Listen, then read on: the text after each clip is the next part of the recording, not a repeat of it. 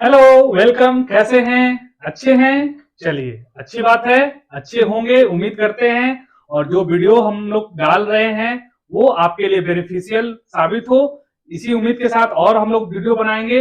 लेकिन हाँ, इस उम्मीद पे हम लोग दृढ़ निश्चय इस तब होंगे जब आप हमारे वीडियोस को लाइक कीजिएगा, शेयर कीजिएगा, कमेंट कीजिए। अगर अच्छा लगता है तो भी, नहीं लगता है तो भी कमेंट कीजिए कि सर इसमें ऐसे सुधार कीजिए, तो हम लोग सुधार करने की कोशिश करेंगे। चलिए, आते हैं। आज हम लोग टॉपिक नहीं पढ़ेंगे। हम आज से हम एक नया शुरुआत करने वाले हैं और वो शुरुआत होगा टेस्ट का। ठीक है? और वो टेस्ट जो होगा, टेस्ट में जो सवाल होंगे वो प्रीवियस ईयर के क्वेश्चंस होंगे कुछ, और कुछ गेस्ट क्वेश्चन होंगे जो आपके शायद आने वाले एग्जाम्स में वो आ जाए। तो देर ना करते हुए हम लोग आगे बढ़ते हैं। चलिए, हमारा नाम याद है ना? अतुल सर। चलिए, आते हैं पहले सवाल पे। देखो, सवाल बनाने से पहले हमको यह मालूम होना चाहिए। देखो, किसी चीज का इलाज से पहले करना है तो सबसे पहले क्या ढूंढना पड़ता है? रोग। तो सवाल बनाने से पहले यह हमको मालूम करना है कि यह सवाल किस चैप्टर का है। तो सबसे पहले सवाल देखते हैं। कह रहा है सवाल, यदि किसी सांकेतिक भाषा में, क्या कह रहा है बाबू? यदि किसी सांकेतिक भाषा में डीप को 60 लिखा जाता है, रैबिट को 100 लिखा जाता है, तो हेयर का कोड क्या होगा? तो देखिए, ये जो सवाल है आपका, ये जो सवाल है आपका, ये कोडिंग डिकोडिंग का है। किसका है बाबू? कोडिंग डिकोडिंग का। अगर कोई पूछे आपका एक सवाल किस चैप्टर का है, तो कोडिंग डिकोडिंग का है। ठीक है? और कोडिंग डिकोडिंग में जब भी ऐसा सवाल आए तो सबसे पहले जो हमें सोचना है कि क्या दिया है? अल्फाबेट दिया है, और उसका कोड किसमें दिया है? नंबर में दिया है। तो अल्फाबेट का कोड अगर नंबर में दे तो उसको नंबर के रूप में ही सोचना होगा। तो नंबर के रूप में कैसे सोचेंगे कि अगर ए का कोड क्या हो सकता है? एक, क्योंकि ए एबीसीडी में ए क्या होता है? 1 नंबर पे आता है, बी 2 नंबर पे आता है, सी 3 नंबर पे आता है। इस तरीके से जेड तक, जेड क्या आता है? 26 नंबर पे आता है।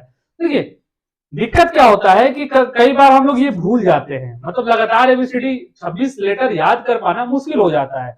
उस चीज से बचने के लिए हम एक छोटा सा फॉर्मूला यूज करते हैं।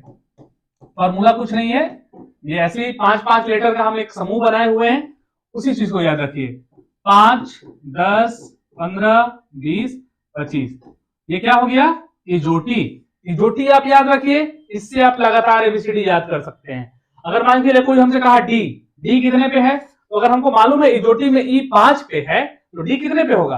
4 पे होगा। इसी तरीके से आई कितने पे होगा? 9 पे होगा, अगर 10 पे जे है तो। चलिए, आते हैं हम लोग सवाल पे। डीप, तो देखिए D double E P, deep का ही कोड क्या लिखा है बाबू? 60 लिखा है। क्या लिखा है? 60। तो देखिए, अगर ये कोड लिखता, अंक 4 अंक का है और 4 अंक का यहाँ कोड भी रहता, तो सोचते कि सेम टू सेम लिख दिया है, लेकिन यहाँ पे 60 लिखा है, यानी 2 लिखा है। उसी तरीके से रैबिट क्या है? 5 अंक का है, लेकिन इसका कोड क्या है? 3 अंक का है, 100। तो देखिए, इस टाइप का सवाल जब आए तो सोचिए कि शायद जोड़ तो नहीं हुआ है, घटाव तो नहीं हुआ है, भागा तो नहीं हुआ है, स्क्वायर तो नहीं कर दिया है सबका जोड़ के। खैर, ध्यान से देखते हैं। डी, डी कितने नंबर पे आता है? बताइए जल्दी। 4। ई 5, ई 5, और पी कितने नंबर पे आता है? जल्दी बताइए। अगर ओ 15 पे है तो पी कितना नंबर पे होगा? 16 पे। देखिए, इसको अगर हम जोड़ते हैं तो कितना हो जाएगा? 30। लेकिन हमारा कोड क्या दिया है? 60। यानी हम कह सकते हैं कि जोड़ने के बाद 2 गुना किया है इसका। खैर, ये सही है कि नहीं है, इसके लिए हम आगे वाले को वर्कआउट करते हैं। आर, आर का कोड क्या हो जाएगा? 18। ए का 1, बी का 2, आई का अभी बताए थे 14। 14 होगा? नहीं, 9 होगा ना जी। प्लस टी का यहां पे 20। अब इन सबको जोड़ दीजिए। 18 2 20, 10 30, 20 50। देखिए 50 है, लेकिन यहां क्या दिया है? 100। यानी हम कह सकते हैं इंटू 2। तो जब हमको मालूम चल गया, इसमें क्या कर रहा है? अल्फाबेट को जोड़ के उसका 2 गुना लिख दे रहा है। तो हमको पूछा किसका है, हेयर का। तो हेयर का कैसे बनाएंगे, HAIR। तो एच का कोड क्या होता है बाबू, जल्दी बताइए, एच का कोड EFGH। EFGH क्या हो जाएगा, 8, ए का 1, आई का 9, आर का बताइए 18। 9 1 10, 10 और 18 28, 28 से 8 36। और हम क्या हो रहा था, जो भी प्लस करने के बाद क्या आ रहा था, मल्टीप्लाई किससे करते थे, 2 से। तो 36 इंटू 2 क्या आ रहा है, 72 है ऑप्शन में। तो क्या हो जाएगा, ऑप्शन नंबर 1। आगे बढ़ते हैं, आया समझ में। चलिए अब देखिए यहां पे क्या कर रहा है, एक घड़ी 4:30 समय दिखा रही है, यदि मिनट की सुई पूर्व दिशा की। तो चलिए थोड़ा इसको बड़ा कर लेते हैं सवाल को, बहुत लोग को नजर नहीं आ रहा है जी, हम थोड़ा सा बड़ा कर लेते हैं इसको। चलिए चलिए आते हैं डायरेक्ट अब सवाल पे। देखिए इस सवाल को देखने के बाद बहुत बच्चे ये कहेंगे सर ये तो क्लॉक का सवाल है। किसका सवाल है, क्लॉक का सवाल है। बिल्कुल सही है आप अपने जगह पे, लेकिन ये क्लॉक प्लस कोडिंग डिकोडिंग दोनों का सवाल है। ये डिकोडिंग, ये 2 चैप्टर का मिश्रण का सवाल है ये, ठीक है। तो क्या करें, एक घड़ी में 4:30 समय दिखा रही है, यदि मिनट की सुई पूरब की दिशा की ओर है तो घंटे की सुई। तो इस टाइप का सवाल जब भी आए तो तुरंत एक घड़ी बना लीजिए, ठीक है। घड़ी में ऊपर क्या होता है 12, नीचे 6, ये क्या हो जाएगा 3, ये 3 होगा नहीं, होगा ये बिल्कुल, और ये 9। अब इन दोनों के बीच में 7 और 8, इन दोनों के बीच में 10 और 11, इन दोनों के बीच में 1 और 2, इन दोनों के बीच में 4 और 5। ये हमारा घड़ी हुआ, ठीक है। अब हमको कह रहा है कि घड़ी में जो घंटे की सुई है 4:30 हो रहा है ना, तो 4:30 बजाइए पहले, ये 4 और 30 कहां हो जाएगा, ये यही ना। तो हमको कह रहा है कि घंटे की सुई कौन सी दिशा में दिखाई जाएगी, यदि मिनट की सुई क्या है, मिनट की सुई यही है ना, और ये कौन सी दिशा में है, पूरब दिशा में है। तो जब हमको मालूम है कि दायां हाथ मेरा क्या होता है, पूरब, नहीं समझ में आ रहा है, देखिए ये डायग्राम है ओरिजिनल, ये उत्तर, ये दक्षिण, ये पूरब और ये पश्चिम, यानी मेरा दाहिना हाथ क्या होता है हमेशा पूरब, बायां हाथ पश्चिम, ऊपर उत्तर, नीचे दक्षिण। तो अगर इसके अनुसार हम लोग देखते हैं तो हम लोग ऐसे खड़े हैं इस रूप में, और दाहिना हाथ किधर है, नीचे, और नीचे को पूरब माना है, तो ऊपर को क्या हम लोग मानेंगे, पश्चिम। और सामने वाले अपने सर के सामने क्या मानेंगे, क्या हो जाएगा ये उत्तर, और पीठ के पीछे दक्षिण। हमसे क्या पूछा है बाबू, इसके बारे में पूछा है, इस चीज के बारे में बताइए कि घंटे की सुई कहां है, तो किसके बीच में है, उत्तर और पूरब के बीच में है। तो जब उत्तर और पूरब के बीच में है तो ये दिशा क्या कहलाता है, उत्तर पूरब। जब हम लोग क्या कहते हैं डायरेक्शन चैप्टर पढ़ेंगे तब आपको मालूम चलेगा कि जो डायरेक्शंस होते हैं एक्चुअली 4 नहीं, कितने होते हैं, 8 होते हैं। तो आंसर क्या हो जाएगा, उत्तर पूरब है ऑप्शन में, सी नंबर ऑप्शन। चलिए आगे बढ़ते हैं। देखिए ये मैट्रिक्स का चैप्टर है, ये सवाल जो है ये किसका है, मैट्रिक्स का। और ये मैट्रिक्स चैप्टर एसएससी का बहुत फेवरेट है, एसएससी का फेवरेट है। ये अगर सीएचएसएल और एमटी, सीएचएसएल में खास करके अगर नहीं देगा तो वो एग्जाम नहीं हो सकता है, ऐसा है इसका रिश्ता। तो देखिए इस टाइप का सवाल जब भी आए मैट्रिक्स का, मैट्रिक्स चैप्टर हम आपको तुरंत पढ़ा दे रहे हैं 10 सेकंड में, इस टाइप का सवाल जब भी आए तो आप पहले पढ़ लीजिए यहाँ पे कोड कैसे दिया हुआ है, पी को 55 78, 55 का मतलब देखिए 5 और 5, नहीं समझ में आए तो अगले बार देखिए 78, 7 और 8 है ना, यानी पहले क्या ले रहा है ऐसे, फिर ऐसे, इस रूप में ले रहा है। खैर, और इसी के आधार पे आपको सवाल दे देगा। तो सवाल क्या दिया है कि रेस्ट का कोड क्या होगा, रेस्ट का कोड क्या होगा। तो देखिए यहां पे सवाल आ गया है जी, तो रेस्ट का कोड क्या होगा, तो बार बार पीछे जाना पड़ेगा। तो सबसे पहले हम लोग किसको देखेंगे, आर, आर ऑप्शन पे जाएंगे डायरेक्ट। आर का 6 दे रहा है, 6 5 दे रहा है, 8 9 8 9। पहले देख लेते हैं कोई ऑप्शन छट रहा है कि नहीं। देखिए क्या दिया है, 6 6 6 और 6 पे आर है तो उस ऑप्शन को रहने देंगे। 5 5 5 और 5 पे क्या है, आर है कि पी है, पी है, हम क्या कहेंगे, बी नंबर ऑप्शन खत्म। फिर 8 9 8 9 8 और 9 पे क्या है, आर है ना जी। चलिए यानी ये दोनों ऑप्शन रह गया, ये और दोनों ऑप्शन रह गया। तो आर तक तो हम लोग देख लिए। अब क्या देखेंगे, ई को देखेंगे। ई के लिए क्या है, 13 22 22।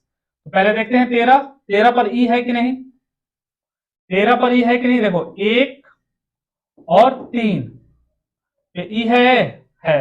फिर 22 था ना, यानी 2 और 2। चलिए यानी हम क्या कहेंगे कि ई के अनुसार कोई ऑप्शन नहीं छटा।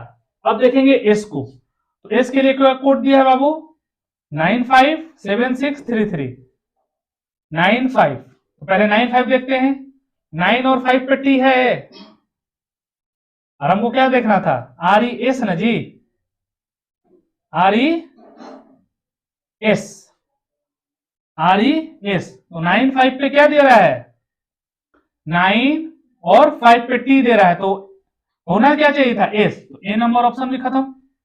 अब देखते हैं 7 6 और 3 3।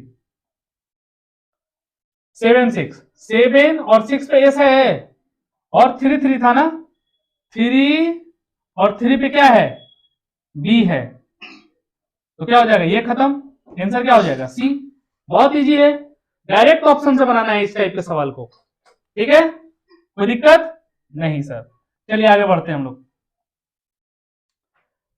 ये सवाल जो है सुधा की ओर अंकित करते हुए राजन ने कहा उसकी मां, देखो मां आ गया, बहन हो गया, पुत्र आ गया, ये सब इस चैप्टर में जाएगा,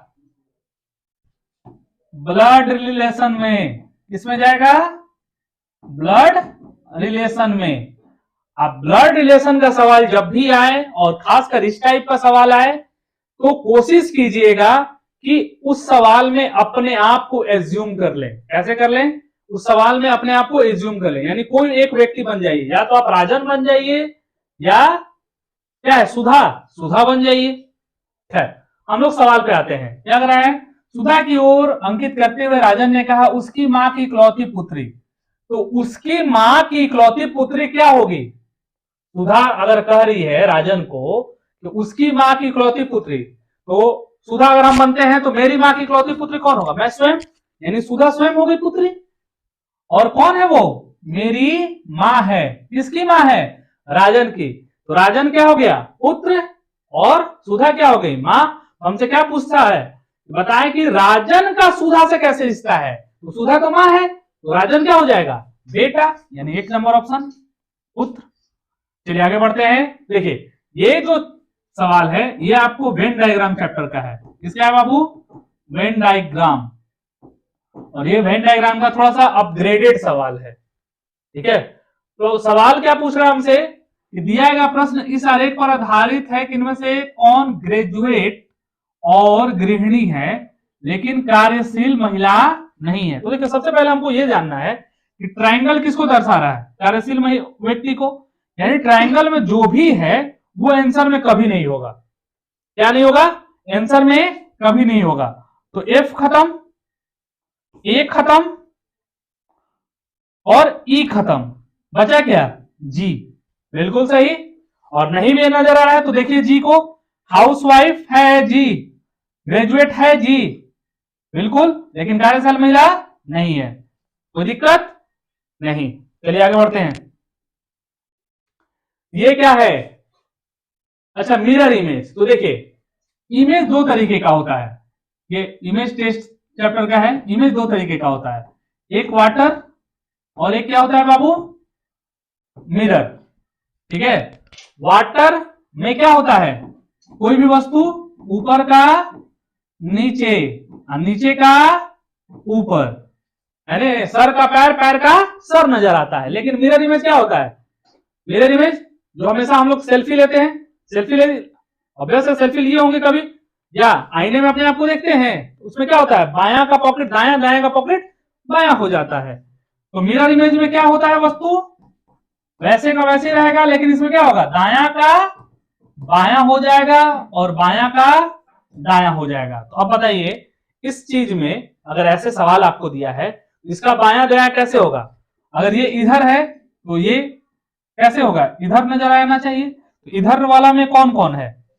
ए में है, बी में है, डी में है। सी ऑप्शन खत्म हो गया। चलिए, जब ये इधर है तो अगले वाले में कहां जाएगा? इधर जाएगा। इधर किस किस में है? ए में है, डी में है, बी नंबर ऑप्शन खत्म। अब देखिए, जब ये यहां पे है इस रूप में, ये कहां चला जाएगा? ऐसे चला जाएगा। जब ऐसे चला गया तो किस में है? ए में है कि डी में है? डी में है। तो आंसर क्या हो जाएगा? डी। है समझ में? कोई दिक्कत नहीं सर। चलिए आगे बढ़ते हैं। देखिए, ये जो सवाल है ये आपका रैंकिंग का सवाल है। कैसा है बाबू? रैंकिंग का सवाल है। इसमें कह रहा है ABCD EFG और H 8 छात्र हैं और प्रत्येक छात्र की अलग अलग लंबाई है। बिल्कुल है अलग अलग लंबाई। तो जैसे बोलेगा, देखो, लंबा, छोटा, नाटा, मोटा, इस टाइप का सवाल जब आए, उस टाइप के सवाल को हम लोग लेस देन ग्रेटर देन पे बनाएंगे। कैसे बनाएंगे? लेस देन और ग्रेटर देन पे जो बोल रहा है उसको बनाएंगे। क्या कर रहा है? डी जो है ए से छोटा है। डी क्या है? ए से छोटा है, परंतु जी से लंबा है। ठीक है, डी ए से छोटा है परंतु जी से लंबा है, यानी डी जी से लंबा है। फिर आगे क्या बोला है? ई जो है एच से लंबा है। ई क्या है? एच से लंबा है परंतु सी से छोटा है, परंतु सी से छोटा है। तो यहां लिख दिए। फिर क्या कर रहा है? बी डी से छोटा है। बी क्या है? डी से छोटा है परंतु एफ से, बी डी से छोटा है परंतु एफ से बड़ा है। ठीक है, फिर आगे क्या कर रहा है? सी जी से छोटा है। सी क्या है? जी से छोटा है। सी क्या है? जी से छोटा है। फिर क्या कर रहा है? जी एफ की तरह लंबा नहीं है। जी एफ की तरह लंबा नहीं है, यानी जी जो है एफ की तरह लंबा नहीं है, तो उससे क्या होगा? छोटा होगा। जब हम आपसे लंबे नहीं होंगे तो क्या होंगे? छोटे होंगे। चलिए, अब इन सबको अरेंज कीजिए। इन सबको अरेंज करते हैं। तो जब अगर अरेंज करेंगे हम लोग तो क्या है? पहले इसको उठाते हैं, ए ग्रेटर देन डी। फिर क्या हो जाएगा? डी से बड़ा कौन है? डी से बड़ा कौन है? यहां पे देखिए, डी से बड़ा कौन है? बी। और बी से बड़ा एफ, और एफ से बड़ा जी। इतना पहले अरेंज कर लेते हैं। ए से बड़ा डी, डी से बड़ा बी, सर डी से छोटा बी, बी से छोटा एफ, एफ से छोटा जी। इसको मिला लेते हैं हम लोग। एफ से छोटा जी, और फिर जी के लिए था, जी किससे बड़ा है? सी से बड़ा है। अब सी वाला करेक्ट यहां कर लेंगे। सी के लिए क्या हो जाएगा? सी बड़ा है किससे? ई से, और ई बड़ा है किससे? एफ से। तो देखिए, ये अरेंजमेंट हो गया हमारा A D B F G C E H. फिर से एक बार देख लीजिए, ए से बड़ा है डी, डी से बड़ा है बी, बी से बड़ा है एफ, एफ से बड़ा है जी, जी बड़ा है सी से, फिर सी बड़ा है ई से, ई बड़ा है से। हाँ चलिए, बन गया। अब देखिए, इस पे सवाल आएगा आपको। यार ये चेंज हो जाएगा, कोई नहीं, सवाल हम लोग पढ़ लेते हैं और फिर पीछे चले जाएंगे। तो क्या निश्चित रूप से सत्य है? जी एफ से छोटा है। देखिए, तो जी एफ से छोटा है ना जी? तो जी एफ से छोटा है, तो हम क्या कह रहे हैं? पहला नंबर सही है। सी एफ से छोटा है। देखिए, तो सी एफ से छोटा है, बिल्कुल है, तो क्या कहेंगे? दूसरा भी सही है। फिर क्या कर रहा है? एफ सी से छोटा है। एफ जो है सी से छोटा है नहीं, यानी ये गलत हो गया। ठीक है, तो क्या हो जाएगा आंसर? ए और बी सही है। देखिए, एफ सी से छोटा है। चलिए ठीक है, आगे बढ़ते हैं। अब इसी पे बेस ये सवाल है, कह रहा है यदि अन्य छात्र जे जो कि ई से लंबा है और जी से छोटा है को समूह में शामिल किया जाता है तो निम्नलिखित में क्या निश्चित रूप से सत्य होगा, यानी जे को इसमें ऐड करना है, यहाँ पे जे को ऐड करना है और जे को ऐसे ऐड करना है वो किससे बड़ा हो, किससे बड़ा हो, अन्यथा जे जो कि ई से लंबा हो और जी से छोटा हो, ई से लंबा होगा यहां पे और जी से छोटा होगा, ये स्थिति बनेगा, यहीं पे जे होगा या तो सी के बराबर होगा या उससे बड़ा छोटा होगा। बड़ा छोटा तो कभी कह नहीं सकते हैं क्योंकि क्लियर कोई डाटा दिया नहीं है, तो क्या करें सी और जे की समान लंबाई है कैसे कहेंगे जब तक कुछ बोला ही नहीं है। तो ठीक है, जे डी से छोटा है, देख लीजिए जे डी से छोटा है, बिल्कुल छोटा है बाबू, दूसरा सही, तीसरा जे एच से छोटा है, देखिए तो जे एच से छोटा है नहीं, तो क्या हो जाएगा गलत। फिर क्या करा है जे ए से लंबा है, जे ए से लंबा कैसे हो जाएगा, ए तो सबसे लंबा है, ये भी गलत, तो आंसर क्या हो जाएगा हमारा बी नंबर, है ना। चलिए आगे बढ़ते हैं, यदि 8 छात्रों को उनकी लंबाई के अनुसार अवरोही क्रम में व्यवस्थित किया जाता है, निम्न में से कौन शीर्ष से तीसरे स्थान पर स्थित होगा, तो कौन शीर्ष से तीसरे स्थान पे होगा, शीर्ष से तीसरे स्थान पर, शीर्ष से तीसरे स्थान पर कौन होगा बाबू बी, है ना, शीर्ष से तीसरे स्थान पर कौन होगा बी, अब बी आंसर क्या हो जाएगा बी। चलिए आगे बढ़ते हैं, वो सवाल थोड़ा आगे पीछे था इसलिए थोड़ा प्रॉब्लम हुआ। देखिए ये आया चैप्टर, ये चैप्टर है आपका, इसका नाम है मैथमेटिकल ऑपरेशन, क्या नाम है बाबू मैथमेटिकल ऑपरेशन। इसमें सवाल जो बनाते हैं हम लोग ज्यादातर बोर्ड मास पे बनाते हैं, क्यों, क्योंकि इसमें जोड़ घटाव गुना भागा सब दिया हुआ रहता है, तो जोड़ घटाव गुना भागा जब सब दिया रहता है तो उसको क्या बनाते हैं बोर्ड मास में बनाते हैं ना, बोर्ड मास का नेम मालूम है ना, bracket of divide multiplication add subtraction. खैर सवाल पे आते हैं, ठीक है, यहाँ पे हमको सवाल ये सिंपल दिया है 12 इंटू 4 डिवाइड 12 प्लस 5 माइनस 3, इसको बनाना है, लेकिन कंडीशन क्या है ये तो हम लोग पढ़ना भूल ही गए। कंडीशन क्या होगा बाबू, देखिए यहाँ का क्या कर रहा है, प्लस का अर्थ माइनस, माइनस का अर्थ गुना, गुना का अर्थ डिवाइड, डिवाइड का अर्थ प्लस, यानी ये चेंज करना है हमको, यानी हम यहाँ पर लिखते हैं 12 इंटू की जगह पे क्या लिखेंगे बताइए, इंटू का अर्थ क्या लिखा है डिवाइड, तो यहाँ पे लिखेंगे डिवाइड 4, डिवाइड का अर्थ क्या लिखा है, डिवाइड का अर्थ प्लस 12, प्लस का अर्थ क्या लिखा है, प्लस का अर्थ क्या लिखा है -5, फिर माइनस का कोड क्या लिखा है गुना 3। अब बनाना है हमको, ना कि इसी पे बना देना है।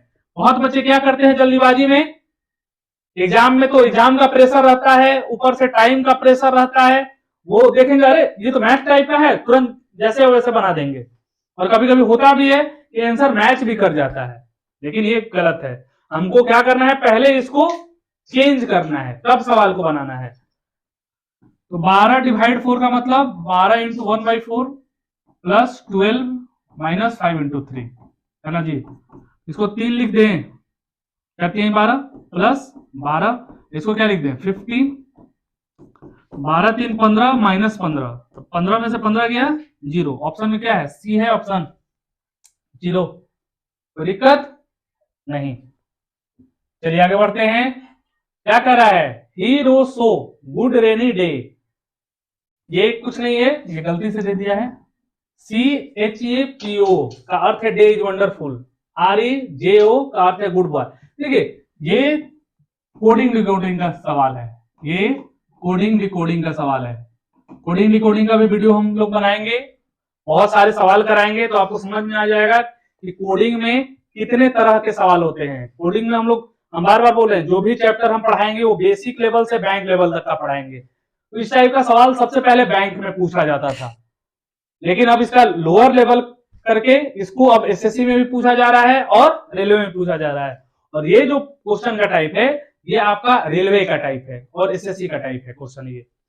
खैर इस टाइप का सवाल जब भी आए तो ऑब्वियसली सवाल जो भी आएगा हमारे स्क्रीन पे आएगा, उसको तुरंत रफ शीट पे उतार लीजिए। और कैसे उतारिए बाबू, ऐसे TRISO, इसका कोड क्या है बाबू, गुड रेनी डे। ठीक है, फिर आगे बढ़ते हैं, SIHEPO, इसका मतलब है डे इज वंडरफुल। क्या है, डे इज वंडरफुल। फिर क्या कोड है, RIJO, इसका मतलब है गुड बॉय। ठीक है, इस टाइप का सवाल जब भी आए तो सबसे पहले कॉमन देखते हैं। बार बार हम बोल रहे हैं कि इसमें क्या देखेंगे, कॉमन। तीनों में क्या कॉमन है, तीनों में कुछ कॉमन है नहीं है। जब तीनों में कॉमन नहीं है तो दो को में दिखेंगे। तो देखिए इसमें इन दोनों में क्या कॉमन है, HE HE। इधर क्या कॉमन है, डे और डे। हम क्या कहेंगे, HE का कोड क्या हो जाएगा, डे। और जैसे ही बनाएंगे तुरंत काट देंगे, काटने से क्या फायदा होगा आपको तुरंत नजर आ जाएगा। अब देखिए RI इन दोनों में कॉमन है, तो RI इधर क्या कॉमन है, गुड और गुड। तो RI का मतलब क्या हो गया, गुड। देखो काट दिए, यहां काट दिए, यहां काट दिए, यहां काट दिए। तो काटने से क्या समझ में आया, देखो यहां पे एक बच गया जो, यानी हम जो किसके लिए लिखेंगे, जो का कोड क्या हो जाएगा, तब वाई डायरेक्ट हमको मिल गया, बनाने की जरूरत नहीं पड़ा। इसमें भी काटने से ये फायदा हुआ कि एसओ का कोड क्या हो जाएगा, रेनी। तो काट के बनाइएगा जब भी बनाइएगा। इसमें क्या है, SIPO, तो इसका क्या लिखेंगे, SIPO का कोड क्या हो जाएगा, या तो इज या वंडरफुल। खैर ये हम आपको बैंकिंग लेवल का तरीका बताएं, और इसी तरीका को फॉलो कीजिएगा तो फंसिएगा नहीं कभी। क्योंकि कभी कभी होता क्या है कि एक से तीन तीन सवाल दे देता है। यहाँ पे तो सिर्फ एक ही सवाल है, क्या पूछा हमसे, रेनी का कोड पूछा है। तो रेनी का कोड क्या होगा, यहाँ पे लोग निकाले हुए हैं SO है ऑप्शन में, आंसर क्या हो जाएगा, SO। और एक कितना आसानी से क्यों निकाल पाए हम, क्योंकि हम लोग ने यहाँ पे कोड सारा डिकोड कर लिया था। ठीक है, चलिए आगे बढ़ते हैं। देखिए 6 दुकानदार KPRXAC एक वृत्ताकार मेज के चारों तरफ केंद्र की ओर मुंह करके बैठे हैं। देखिए ये आ गया आपका सीटिंग अरेंजमेंट का सवाल। क्या आ गया बाबू, सीटिंग अरेंजमेंट का सवाल।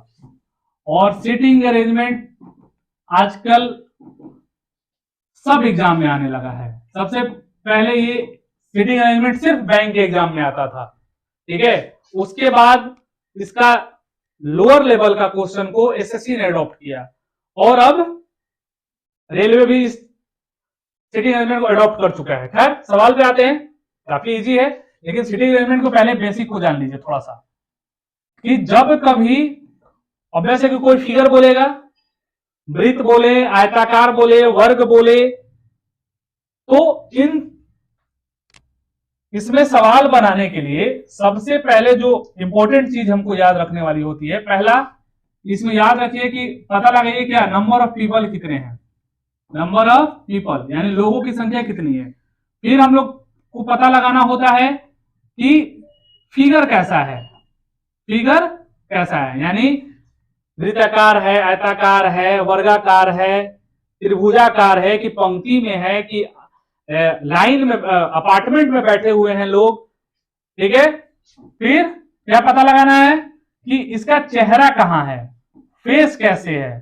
फेस दो तरीके से होता है, एक इनवर्ड और एक आउटवर्ड। इनवर्ड का मतलब हिंदी में लिखेगा केंद्र की ओर, कैसे लिखेगा बाबू, केंद्र की ओर। आउटवर्ड का मतलब केंद्र के बाहर। ठीक है, तो हमेशा याद रखिएगा जब भी चेहरा केंद्र की ओर रहे, जब भी चेहरा केंद्र की ओर रहे, तो इसका क्लॉकवाइज बायां होता है। क्या होता है, क्लॉकवाइज बायां, ऐसे। और इसका एंटी क्लॉकवाइज, इसका एंटी क्लॉकवाइज, ये पूरा चैप्टर का पढ़ा रहे हैं हम आपको, इतना डीप नहीं पढ़ाया जाता है। एंटी क्लॉकवाइज दायां हो जाता है।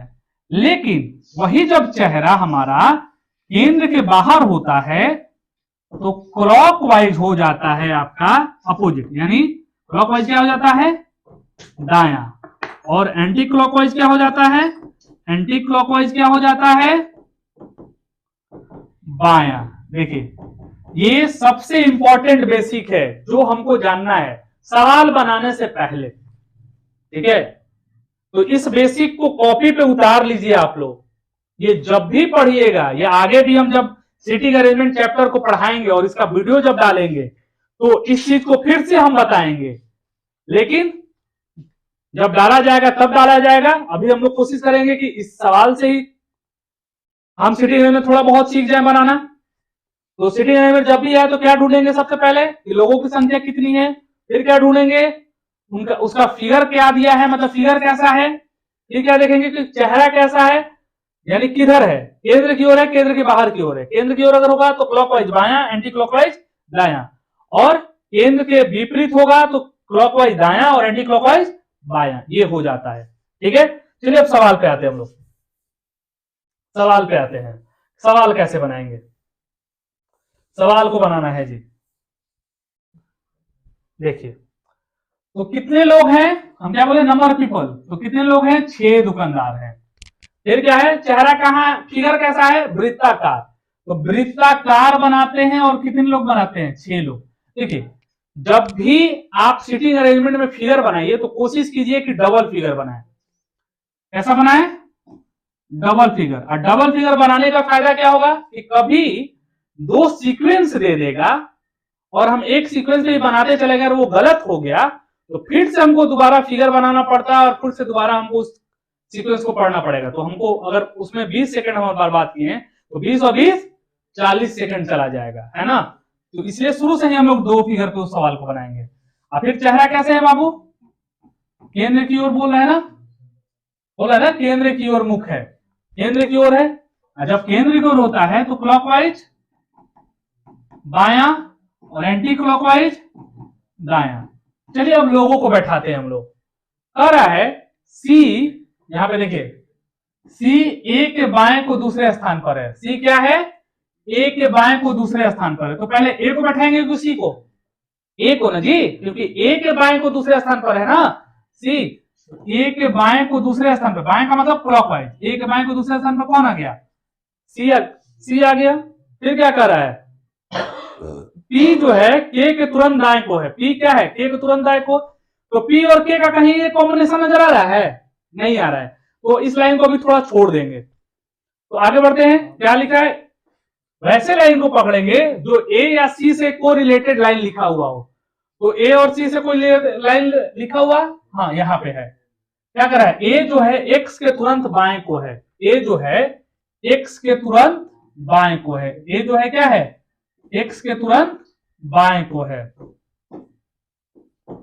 ए जो है एक्स के तुरंत बाएं को है। अब देखिए अब हमारे पास 3 लोग आ गए, तो वैसा लाइन ढूंढेंगे जो या तो सी से कनेक्टेड हो या ए से कनेक्टेड हो या एक्स से कनेक्टेड हो। तो एक्स से कनेक्टेड कोई लाइन है, देखिए यहां पे है, एक्स क्या है, आर के दाएं को दूसरे स्थान पर है, एक्स क्या है, आर के दाएं को दूसरे स्थान पर है। तो देखिए दायां क्या होता है, एंटी क्लॉकवाइज, क्यों, क्योंकि चेहरा किधर है, केंद्र की ओर है।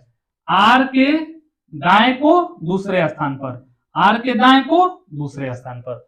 चलिए अब हमारे पास कितने लोग आ गए, सी आर एक्स 4 लोग आ गए। अब ऐसा लाइन ढूंढेंगे जो 4 लोगों से कनेक्टेड हो। तो 4 लोगों से कनेक्टेड कोई लाइन है, कोई लाइन है नहीं है, फिर भी एक लाइन छूट रहा है हमारा यहाँ पे। क्या छूट रहा है कि P जो है K के तुरंत दाएं को है, P क्या है, K के तुरंत दाएं को। तो जब वो हमको जगह इतना ही बचा है तो P जो है क्या है, K के तुरंत दाएं को है, तो K यहां बैठा देंगे और यहाँ पे कौन बैठा देंगे, P। देखिए सब कुछ बैठ गया अपने अपने जगह पे। जब बैठ गया तो हम लोग सवाल का जवाब दे देंगे। सवाल क्या पूछा था, कौन सा युग्म, कौन सा युग्म एक्स के निकट पड़ोसियों को दर्शाता है। युग्म समझते हैं, जोड़ा, कौन सा जोड़ा है जो एक्स के निकट पड़ोसियों के, यानी एक्स के अगल बगल है। तो एक्स के अगल बगल कौन है, ए और के। ऑप्शन में है ए नंबर ऑप्शन। कितना आसानी से हम लोग बना लिए। हम बार बार बोल रहे हैं सेटिंग अरेंजमेंट में सबसे पहले क्या पता लगाना है, नंबर ऑफ पीपल, फिर क्या पता लगाना है, फिगर, फिर क्या पता लगाना है, फेस, बहुत इंपॉर्टेंट। और उसके बाद फिर सवाल को बनाइए। जब भी सवाल बनाइए कोशिश कीजिए 2 फिगर ड्रॉ करके बनाइए, ठीक है। आगे चल के जब सवाल टफ होगा तो आपको खुद समझ में आ जाएगा। और जब हम लोग सिटिंग अरेंजमेंट का वीडियो डालेंगे उसमें क्वेश्चंस कराया जाएगा बेसिक से मेंस लेवल तक का, तब आपको समझ में आएगा, और बैंक का भी सवाल रहेगा उसमें। चलिए, अच्छा ये देखिए एजम्पशन है बाबू, ये क्या है? एजम्पशन है। क्या है? एजम्पशन है। ठीक है, तो देखो एजम्पशन में सबसे पहले हम ऑप्शन पढ़ लेते हैं। क्या करा है? यदि केवल पहला ऑप्शन तब होगा जब केवल एक पूर्ण धारणा सही होगा। ऑप्शन 2 तब होगा जब 2 सिर्फ होगा, एक गलत होगा। सी तब होगा जब 1 और 2 दोनों गलत होगा। डी तब होगा जब 1 और 2 दोनों सही होगा। देखिए एजम्पशन में सवाल कैसा होता है वो आपको दिखाते हैं हम आपको। कथन, जो कथन होता है वो 100% सही होता है। क्या होता है? कथन 100% सही होता है। जब 100% वो सही होता है तो पूर्व धारणा जो भी बोले उसके अनुसार हम सवाल के जवाब को देंगे। ठीक है, उत्तर है यदि इस पूरे महीने बारिश नहीं हुई तो इस वर्ष अधिकांश किसान मुसीबत में होंगे। क्या हो जाएंगे? किसान कैसे हो जाएंगे? मुसीबत में हो जाएंगे। बारिश होगी तो क्या? बारिश नहीं होगी तो कह रहा है पहला पूर्ण धारणा, खेती के लिए समय पर बारिश होना आवश्यक है। बिल्कुल आवश्यक है भाई। अगर पानी ही नहीं रहेगा तो अनाज और सब्जी और फल वगैरह कैसे उगेंगे? तो क्या हो जाएगा? हम क्या कहेंगे? पहला सही है। दूसरा, अधिकांश किसान आमतौर पर बारिश पर निर्भर रहते हैं। बिल्कुल, तभी ना यहाँ पे कह रहा है कि इस वर्ष अगर बारिश नहीं होती है तो किसान कैसे हो जाएंगे? मुसीबत में आ जाएंगे। यानी हम क्या कहेंगे? दूसरा भी सही है, यानी इसका आंसर क्या हो जाएगा? D number option. 1 और 2 दोनों सही है। आया समझ में? चलिए आगे बढ़ते हैं। आगे है कथन। हम बार बार बोल रहे हैं कथन को हमको क्या मानना है? 100% ट्रू मानना है। कथन क्या करा है? एम कोऑपरेटिव हाउसिंग सोसाइटी ने अपने गेट पर एक नोटिस लगाया है। चलिए, अब जैसे कि आप लोग किसी सोसाइटी में कहीं कहीं रहते होंगे या कॉलोनी में रहते होंगे तो उसके गार्ड होते होंगे और सोसाइटी का मीटिंग होता होगा। तो क्या हो गया भाई? नोटिस लगाया गया कि सेल्समैन को सोसाइटी के अंदर आने की अनुमति नहीं है। यानी सेल्समैन समझते हैं जो कोई वस्तु बेचते हैं अपना, डोर टू डोर जाके, शॉप टू शॉप जाके। ठीक है, तो ये कर दिया गया। तो पहला पूर्वधारणा कह रहा है कि सभी salesman M cooperative housing society से दूर रहेंगे। बिल्कुल सही है। जब नोटिस ही चिपका दिया गया कि आप मेरे घर के अंदर नहीं आ सकते हैं तो आप दूर ही रहिएगा ना मेरे घर से। दूसरा, गेट पर तैनात सुरक्षा गार्ड सोसाइटी में प्रवेश करने वाले को रोकने में सक्षम हो सकता है। सक्षम है, बिल्कुल। क्यों सक्षम है? क्योंकि वो नोटिस का हवाला देगा कि भाई जी नोटिस है कि किसी भी सेल्समैन को अलाउड नहीं किया जाएगा। तो दूसरा भी क्या हो जाएगा? सही। यानी दोनों सही का मतलब डी नंबर। दोनों पूर्वधारणा क्या है? अंतर्निहित है। चलिए आगे बढ़ते हैं। क्या कर रहा है? 5 फिल्में KLMNP सोमवार से शुक्रवार तक अलग अलग दिनों को दिखाई गई, लेकिन जरूरी है इसी क्रम में हर दिन एक फिल्म दिखाई गई है। फिल्म देखते हैं आप लोग?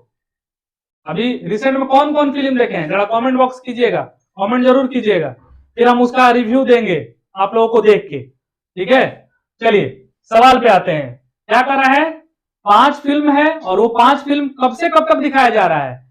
सोमवार से शुक्रवार तक।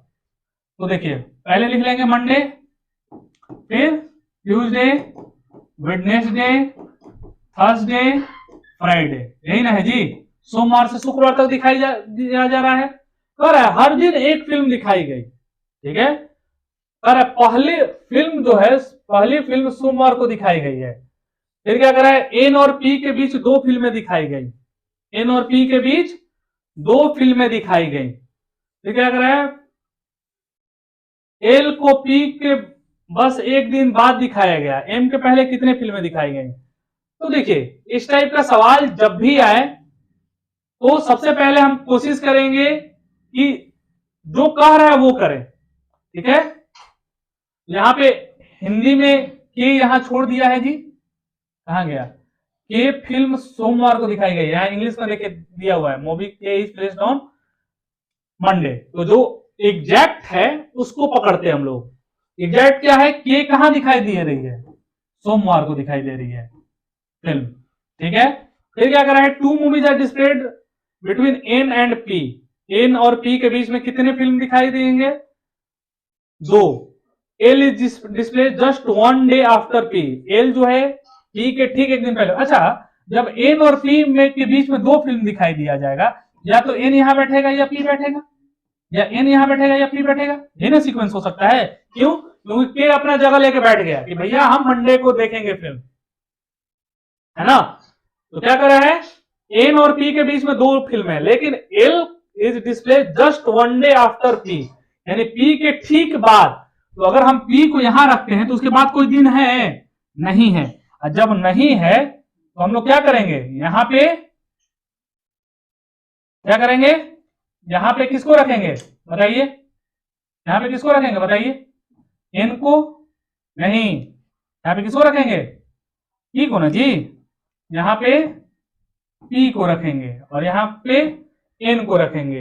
L is just displayed just 1 day after P, और एल यहां हो जाएगा, और एक बीच में कौन बच गया बताइए, के एल एम एन एम, है ना। बैठ तो गए सब। जब बैठ गए तो हमसे क्या पूछ रहा है, how many movies are displayed before P, how many movies are displayed before P, यानी एम से पहले कितनी फिल्में दिखाई गई हैं, तो 1 2 3, आंसर क्या हो जाएगा 3। कोई दिक्कत नहीं, चलिए आगे बढ़िए। हाँ देखिए, दिल की धड़कन आ गई जी। अब दिल की धड़कन को धड़काया जाए, है ना। तो दिल की धड़कन कैसे धड़केगी, सबसे पहले ये मालूम होगा ना कि ये दिल आया कहां से। तो सबसे पहले ये जानिए कि ये जो चैप्टर, ये सवाल है, ये एनालॉजी चैप्टर का है। एनालॉजी का मतलब होता है सादृश्यता, सादृश्यता का मतलब होता है मिलता जुलता होना, रिजम्बलेंस, है ना। जैसे सी लुक्स लाइक हर मदर, वो अपने मां की तरह दिखती है, वो क्या हो गया, सादृश्य हो गई। तो देखिए कैसे पकड़ेंगे, जब भी रेशियो और प्रोपोर्शन से रिलेटेड सवाल आ जाए तो हम कहेंगे कि ये कौन से चैप्टर से बाबू, एनालॉजी से है, सादृश्यता से है, ठीक है।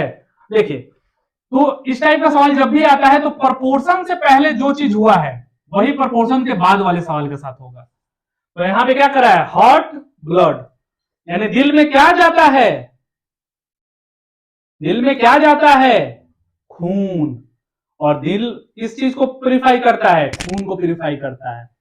उसी तरीके से लंग्स किस चीज को प्यूरिफिकेशन करता है बताइए, प्यूरिफिकेशन करता है नहीं, एयर प्रेशर लेता है नहीं, पेड़, पेड़ तो है ये नहीं है जी, लंग्स, पेड़ हमारे शरीर में पेड़ है कहीं नहीं है, क्या हो जाएगा ऑक्सीजन, आंसर क्या हो जाएगा बाबू ऑक्सीजन। लंग्स में क्या जाता है ऑक्सीजन। चलिए आगे सवाल पे आते हैं। 9 7 81 क्या, देखो ये भी एनालॉजी का ही सवाल है। तो अगर 9 से 7 को देखा जाए तो 2 घटा है, अगले वाले में 81 से 2 घटाएंगे, अरे हाँ मिल गया, 81 में से 2 हटाएंगे तो 79, 79 है ऑप्शन में, यानी बन गया, हम लोग बना लिए। चलिए आगे बढ़ते हैं। ये देखिए ये जो चैप्टर है, इस चैप्टर का नाम है क्लासिफिकेशन। क्या नाम है बाबू, क्लासिफिकेशन, यानी वर्गीकरण, यानी वर्गीकरण नाम का चैप्टर है ये। इसमें सवाल आपको कहेगा कि अलग चुने, भिन्न चुने, डिफरेंट चुने, इस टाइप से बोलेगा। तो आप ही बताइए इसमें क्या होगा आंसर, ये तो आप लोग अभी तक आंसर दे चुके होंगे। कागज, पेंसिल, स्टेशनरी, कलम, क्या हो जाएगा आंसर बाबू स्टेशनरी। क्यों, क्योंकि स्टेशनरी के अंदर सब चीज आ जाता है, और कागज, पेंसिल, कलम क्या है वस्तु है, और वो किसके अंदर आता है स्टेशनरी। स्टेशनरी एक क्या हो जाएगा, एक अलग चीज हो गया, और स्टेशनरी के अंदर सारे चीज आ जाते हैं, इसलिए अलग क्या हो गया स्टेशनरी। हम बार बार बोल रहे हैं सभी चैनल्स को, सभी टाइप को, सभी टॉपिक्स को हम लोग कवर अप करेंगे, धीरे धीरे वीडियोस में डालेंगे। अभी आपका डाइस कंप्लीट हो गया है, डाइस का वीडियो देखिए, अच्छे से सवाल बनाइए, डाइस का भी टेस्ट पेपर हम लोग लाएंगे, सिर्फ डाइस का, तब आप पता चलेगा कि आप डाइस अच्छे से पढ़े हैं कि नहीं पढ़े हैं। और आगे से जो टेस्ट लेंगे हम लोग, उसको क्वेश्चन पेपर आप लोग को पीडीएफ में प्रोवाइड कराएंगे, फिर सॉल्यूशन यहां कराएंगे हम लोग, और वो भी टाइम बांध के। खैर हम लोग प्लान कर रहे हैं लाइव भी आने के लिए, लाइव भी टेस्ट होगा आप लोगों का। क्या है बाबू 324-18, 441-21, 169-13 और 186-14, ये भी सवाल है आपको क्लासिफिकेशन का ही, ये भी सवाल है क्या क्लासिफिकेशन का ही। क्यों, क्या करा है,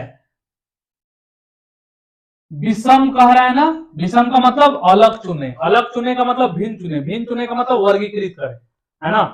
तो अगर ध्यान से देखिएगा 324 18, तो थोड़ा बहुत भी अगर स्क्वायर क्यूब याद है तो हम कह सकते हैं कि 18 का स्क्वायर क्या होता है बाबू, 324, 41 21 का 441, 13 का 169, और 14 का स्क्वायर क्या होता है 196, लेकिन यहां पे लिखा क्या हुआ है 186, तो मेरा आंसर क्या हो जाएगा डी नंबर। ठीक है, चलिए आगे बढ़ते हैं।